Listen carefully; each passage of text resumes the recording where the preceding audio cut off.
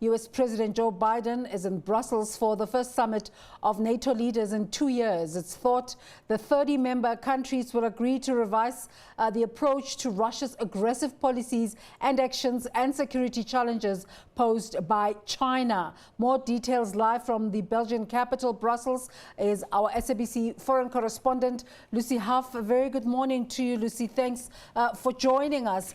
Just give us a sense of occasion and anticipation as the meeting is about to take place. What's happening in Brussels?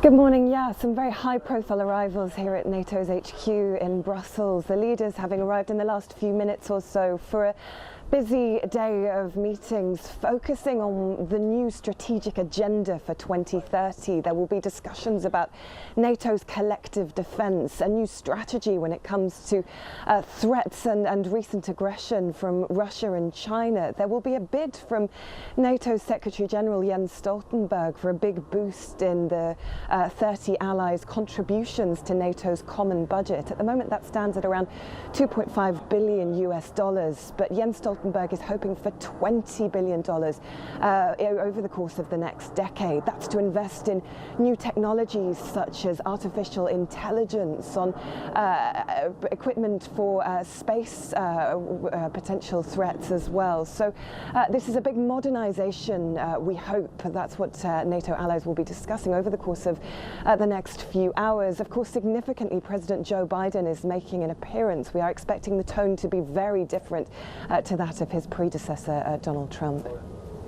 Jens Stoltenberg talking about a time to set aside divisions. You've gone through some of the issues. Is 2 days sufficient to cover all of these matters that the different member countries are in disagreement about?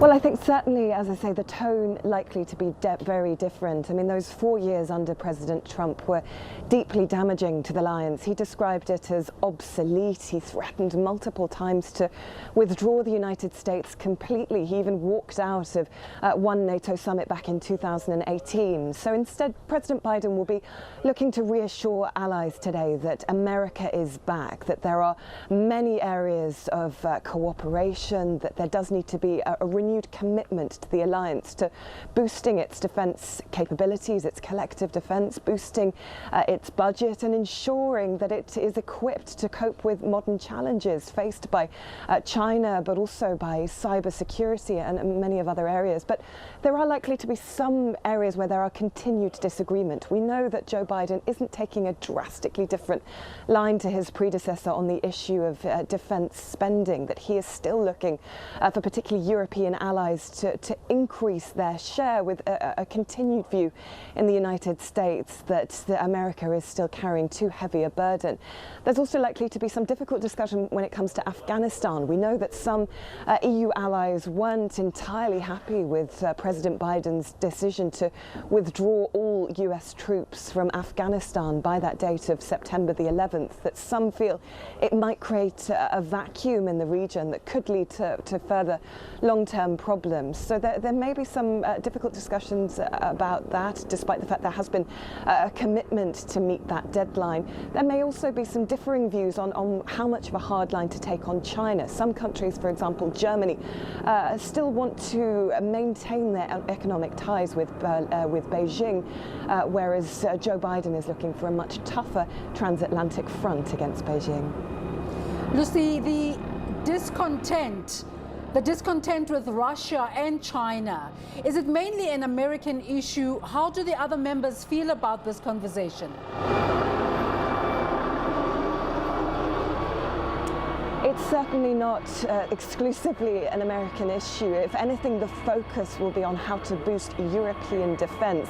Given what we saw recently at the Ukrainian border, that biggest build-up of troops at the Ukrainian border since 2014, some 150,000 that gathered, and certainly there was real concern here in Europe, in a sense that Europe needs it to boost its collective defence capabilities in order to handle that threat. And there will be an appeal to Joe Biden today to boost American American troop presence here on the continent in order to be able to manage that threat. When it comes to China, as I say, there are some divergences. Many here in Europe don't want to risk their economic ties, but there has been a move towards the US, which is a notable shift from where we were under the 4 years of President Trump. Europe didn't want to get caught between that power play. It didn't feel that it had a trusted ally in Trump, so it wanted to maintain equidistant relationships with Beijing and Washington. That is now shifting, and we are seeing many NATO allies moving towards the US position of a tougher strategic position on Beijing, but not the same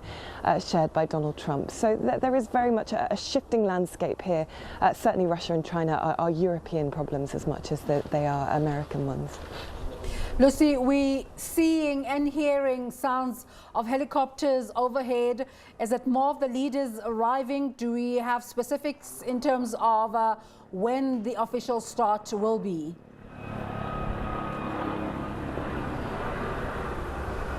Yeah, lots of helicopter noises behind me, lots of convoys making their way through the centre of Brussels earlier on this morning. Joe Biden, of course, having flown into Brussels last night, having met with the Queen at Windsor Castle in the United Kingdom, following 3 days of talks in Cornwall at that G7 summit. Certainly a sense that Joe Biden wants to stress that multilateralism is back, that America can be trusted on when it comes to both the NATO alliance, but also broader geopolitical issues that were touched on over the course of the last few days in Cornwall. But as I say, some divergences in opinion, but the message today will very much being a reset of transatlantic relations, looking specific at those key issues: Afghanistan, Russia, China, and how to modernize the NATO alliance. This is a pared down summit. There'll be no military flyovers, but all 30 NATO allies are in attendance, including the UK Prime Minister Boris Johnson. We also know that the President of Turkey will be there as well. So many high-profile arrivals over the course of this morning, and an intensive day of discussions ahead. Lucy, of course, beyond NATO, we know that the US President Joe Biden has several appointments with European countries. Do we know what his itinerary looks like at the moment? We do. After the NATO summit, he will be staying in Brussels tomorrow for an EU summit, meeting with the presidents of the European Council and Commission to discuss trade, given that tit-for-tat trade war that we've seen between the European Union and the United States under President Trump. There will certainly be an attempt to ensure that tariffs aren't imposed on some goods, as has been the case in the last few months. There will be an attempt to resolve that trade war. There will also be a discussion of foreign policy issues. Brexit is likely to be on the agenda. The EU will be looking to Joe Biden for support, given that escalating row with the United Kingdom over the Northern Ireland Protocol, the rules as part of the divorce deal signed at the end of 2019. About checks on goods moving from the UK, from Great Britain into Northern Ireland. The UK looking for greater flexibility, for potentially a unilateral extension of a grace period on those checks, but the EU saying that is something that could potentially result in flash tariffs, that could involve more legal action, with already one lawsuit launched by the EU. So certainly the EU will be looking towards to Joe Biden to be an ally on that issue. So much on the agenda, and on Wednesday, President Biden meeting for a much anticipated tete-a-tete with the Russian President Vladimir Putin. Biden has made it clear that he's going to say that he wants what he wants to say. He doesn't intend to hold back on many of the difficult issues facing the US-Russian relationship, and we are expecting some frank and very difficult discussions on Wednesday. Lucy Hough is at the NATO headquarters in Brussels and bringing us the latest on that story.